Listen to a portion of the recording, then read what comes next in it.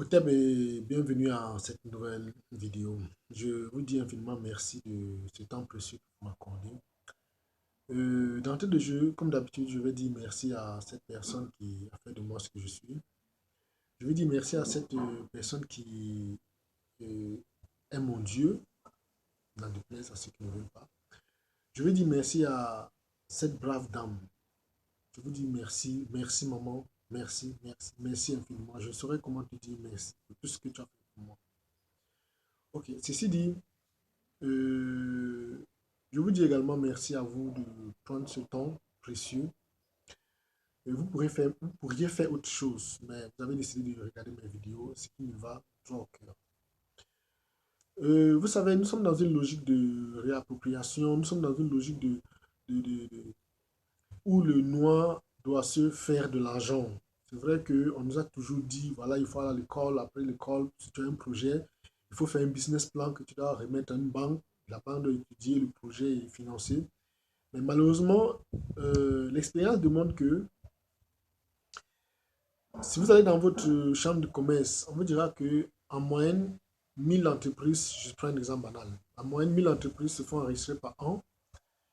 Et ces 1000 entreprises ont été généralement financées par des banques étudiées, le plan a été étudié, mais au bout d'un an, pratiquement 600 font faillite. Après 2 ans, pratiquement, il peut restera peut-être 100 entreprises. Et ça pousse à s'interroger, on se demande pourquoi, si les gens qui sont passés pour des spécialistes ont étudié le projet et financé, au bout de quelques temps, le projet fait faillite. Comme d'habitude, ils ne diront jamais que la faute devient d'eux, ils vous diront que la faute vient de l'entrepreneur ou bien de la gestion. Bon, ça c'est un autre sujet. J'ai des gens qui me demandent pourquoi je fais des vidéos de la sorte où j'expose. Je leur réponds très simplement. Voyez-vous, lorsque, si vous êtes quelque part et que quelqu'un respire, il aspire plus d'oxygène, est-ce que ça vous dérange? Bien sûr que non. Il peut respirer autant qu'il veut parce qu'il y a assez d'oxygène pour tout le monde. C'est pareil. J'ai assez d'idées au point où s'il me fallait faire une vidéo par jour de toutes les idées que j'ai, ça prendra pratiquement 3 ans parce que j'ai plus de 1025 méthodes en ce moment de création, de finance, oui, de création, de gestion et de développement de son entreprise sans financement. Donc vous comprenez que faire une vidéo après chaque semaine, c'est pratiquement, je prenais peut-être 5 ans ou 6 ans pour pouvoir mettre toutes les vidéos à disposition. Toutes les idées à disposition. Je vous en prie. Aujourd'hui, nous allons parler de l'immobilier. Comment se faire de l'argent ou bien comment créer une entreprise immobilière sans financement. C'est pratiquement, c'est très simple. Mais nous pensons que faire dans l'immobilier, il faut avoir beaucoup d'argent, ce qui est totalement faux. Déjà, je vous conseillerais de commencer par acheter le journal local. Vous achetez les journaux qui sont dans votre région, vous achetez, vous lisez. Il y a des parties où l'anglais, on appelle euh, la partie, je ne sais pas appeler ça comme les faits divers ou bien de vente. Vous verrez, il y a des gens qui exposent, qui ont fait des publicités de vente de leur bâtiment. Un niveau parfois à vendre, parfois c'est l'habitation à vendre. Qu'est-ce que vous faites? Cherchez les vendeurs motivés. Les vendeurs motivés, c'est des gens qui ont parfois des problèmes de séparation de couple. Il faut vendre le bien pour partager de l'argent. D'autres ont des problèmes de gestion, d'autres ont des problèmes de budget, d'autres ont des impôts à payer, d'autres ont des factures d'hôpital à payer. Ça, c'est des vendeurs motivés. Les agences immobilières, ce n'est pas des vendeurs motivés, c'est leur boulot. Lorsque vous avez sélectionné des propositions de vente, passez un coup de fil à la personne, soit vous allez rencontrer la personne. Faites ce qu'on appelle une analyse. Vous analysez le bâtiment. Il y a des tableaux spécialement pour les analyses. Je voudrais que ceux qui sont intéressés me contactent parce que c'est un grand tableau. Je vous donnerai des méthodes. Sur le tableau d'analyse, vous verrez il y a la distance, il y a l'état du bâtiment, il y a l'état de motivation. Si le vendeur est motivé, et puis il y a des cotations à faire. Le meilleur conseil que je vous donnerai, il vaut mieux chercher.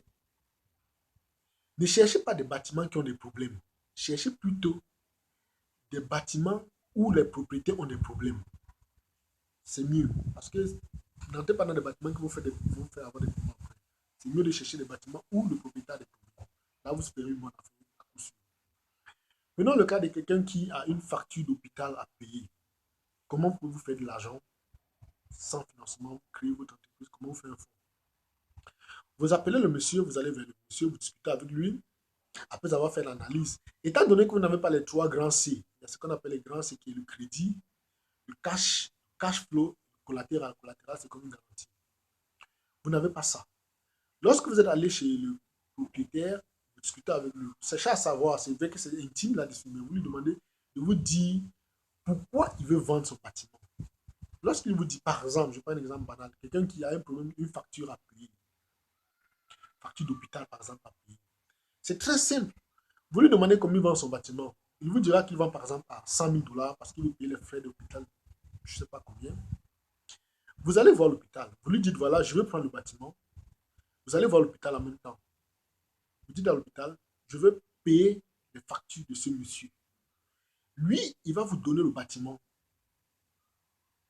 parce que vous êtes tombé d'accord avec l'hôpital. Il vous fait la cession du bâtiment.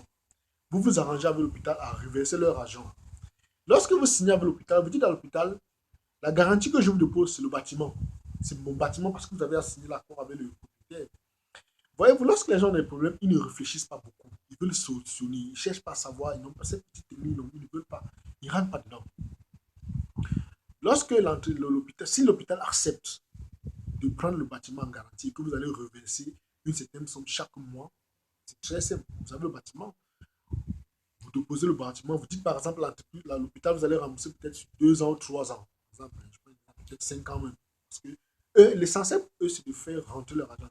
Ce n'est pas le bâtiment qui les intéresse, ils veulent une garantie.